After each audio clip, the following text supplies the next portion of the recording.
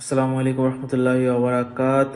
সম্মানিত দর্শকগণ, বাংলাদেশের পরিস্থিতির কারণে বাংলাদেশ থেকে বেশ কয়েকটা ফ্লাইট ক্যান্সেল হয়েছে। যেমন ঢাকা থেকে দুবাই এমিরেটসে ফ্লাইটটা ক্যান্সেল 19 তারিখ, সেটা অলরেডি হয়ে গেছে। ফ্লাইটটা 20 তারিখে কুয়ালালামপুর, ঢাকা কুয়ালালামপুরের যে ফ্লাইটটা ক্যান্সেল হয়েছে আপনারা স্ক্রিনে দেখতে পাচ্ছেন। 20 জুলাই রিয়াদ, ঢাকা থেকে রিয়াদে দুইটা ফ্লাইট ক্যান্সেল হয়েছে, 805 807। তারপরে যা হচ্ছে আপনার ঢাকা থেকে জেদ্দা 20 তারিখ, ঢাকা থেকে জেদ্দা SB 803 যে ফ্লাইটটা আছে সেটাও ক্যান্সেল হয়েছে।